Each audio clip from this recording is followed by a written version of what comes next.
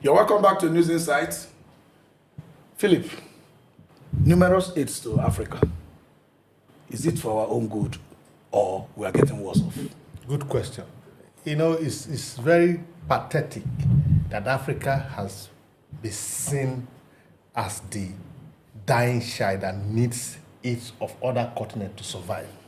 But the truth of the matter remains that these aids, we can't say for sure that they are there to really aid Africa or not. Why can't we say for sure? Yeah, because when they budget to come and to bring aid to Africa, in most cases you find out that, like the army spokesman said, you find that they are budgeting for themselves. People who are coming to give aid to us, they will bring luxurious car, their salary is so fat, and they have hazard allowance and all of that. So you are saying that the fraction or the percentage of the aids that really gets to the people is just very insignificant. If there there's any fraction that gets to the people. I mean, in fact, it's not aid to Africa. It's not aid for our good, but aid to destroy Africa. Because the truth remains that this aid, where is it that it's only channeled towards places that there are trouble in Africa? Like the Democratic Republic of Congo, the northern part of Nigeria, and you see, the aid doesn't even go to place where there's peace, where people are. For instance, in Nigeria, for instance, none of this aid coming from the western world has come to the southern part of Nigeria. It's always to the north, where there's trouble. And the trouble don't seem to finish. The trouble continues even with the AIDS. Okay. Kingsley, yes. Do you share the same opinion? Yes, I would like to narrow mine to Nigeria because that's what I really know. And especially to Borno, that's the northeastern part of Nigeria where we have had insurgency and a lot of violence in later time. And we have had this insurgency now close to the past more than 10 years.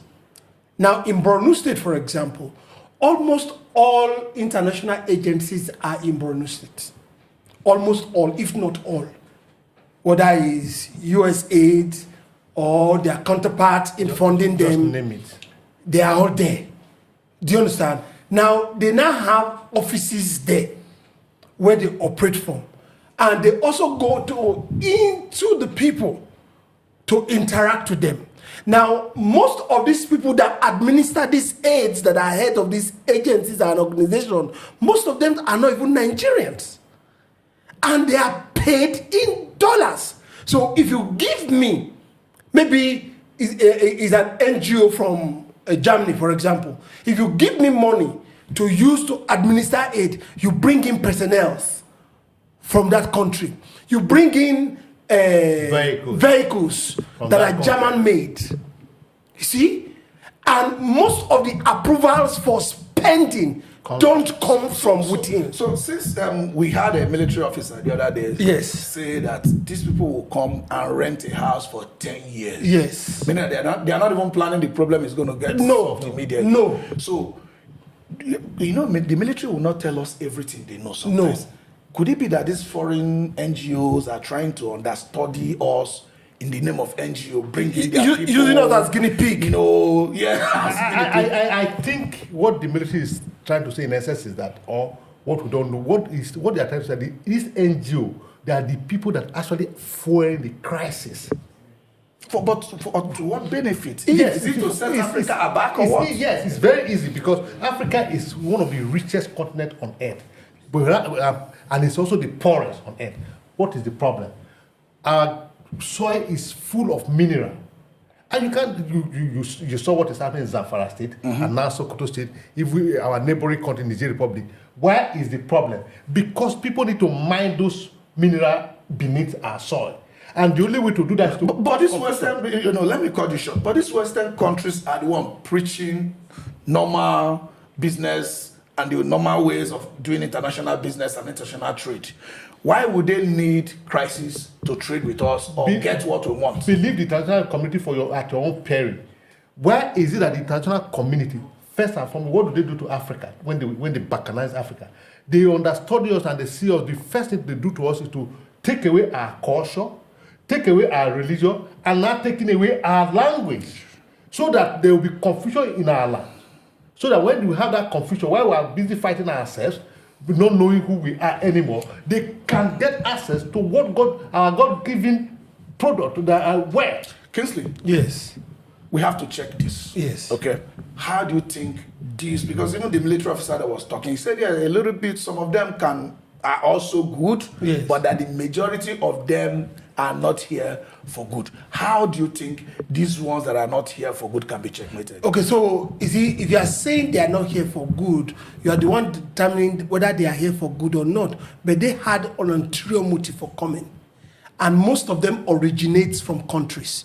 I've been to Ethiopia. Ethiopia doesn't allow aids to come in unchecked. They must be documented, because we went as an NGO to try to give help. They had to recommend us to go to the Ministry of Interior and register, and they will see what we are giving to them. So at the end of the day, you are saying it has to do with our own internal control. Yes. So we shouldn't hold them responsible. That we are responsible. They come with a motive. Yes. When they come with a motive, we check their motive to which they come. Okay. We know whether we need it or not. This is essentially what the military officer was also saying. How has their involvement in this aid abated the crisis that we have on ground? For example, one person told me that they went for monitoring in explosive deployment in area where you have mining. He said in every forest in this country, you have a Chinese man. In every forest, you have a Chinese man. How do they get there? How do these people, do they have work permits? The question still gets back to customs, immigration, Exactly. leaving the border and coming into town to work. to come and work. And when they're not coming to town, they avoid the bushes where my Chinese. Then the Ministry of Interiors too. The Ministry of Interior Which is immigration. They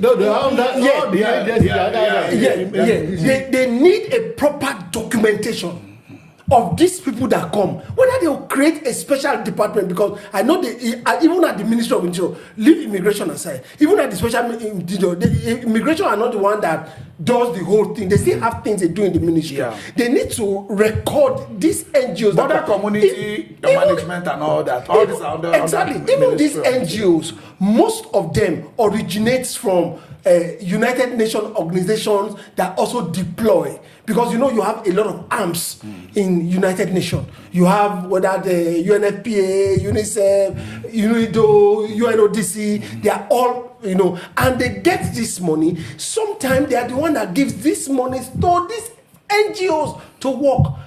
How do we monitor them? Africa needs to speak up. They keep announcing AIDS in the media, but we don't see it. Because they are taking from Africa. So if you give $100 million, right?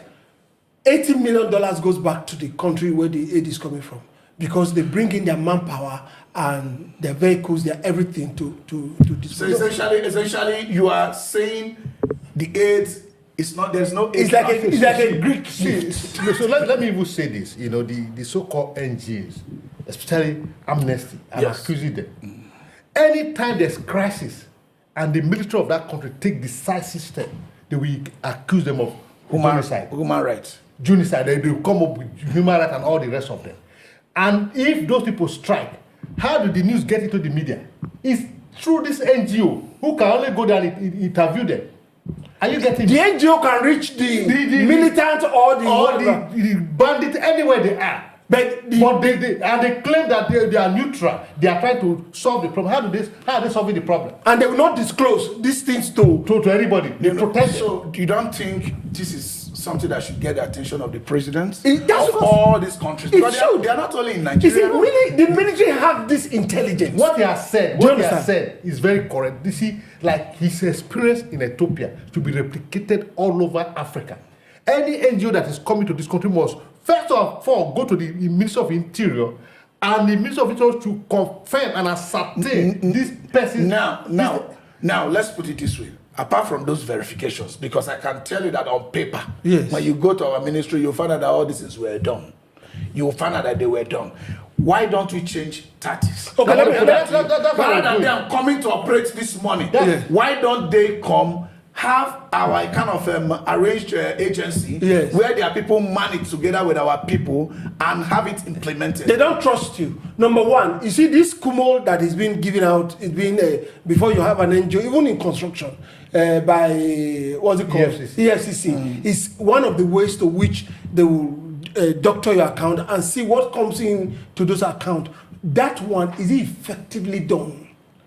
You see, these are we just because we just enact policies and don't follow them through. I don't know if you understand what I'm saying. If 100 million is coming in dollars, in naira, in whatever form it's coming, how do they follow it through to make sure? For example, they just create forums, they just talk, and these things don't ever get implemented. So now, Philip, Yes. he just said something that why they don't allow our people. It's because they don't trust us. It's very but well. now they are not being effective. Very What's the way well. forward? If they don't trust us, why should we trust them? That's right. And at least what I'm suggesting to the government is that there should be a policy, a policy in place that any NGO that comes to work in this country, 70% of the staff, senior staff, to be indigent. If I 80, You understand? That we must know what they are doing to us. Apart from what you don't trust me, and you want me to trust. How does that work? Good, Kingsley. Apart from what they are doing, one of the best ways of appraising any project is a milestone. yes, How about when they are coming, they will tell us their objectives for year one. yes, What they expect to achieve for year one. Announce it on radio, announce it on television, announce it everywhere. Yes. All Nigerians will know what this NGO has set out to achieve for year one. So that at the end of the first year, we can measure them. How about to put that into but policy? let me also tell you something. I mentioned one thing. I said most of these things come as Greek gifts. They give you a particular portrait of what they want to give to you. But in retrospect, it's not like that. Now, even if they give us, they are not the one that are really the problem. We, the internal control system, are the problem. Is our organizations that needs to be set up properly and followed through.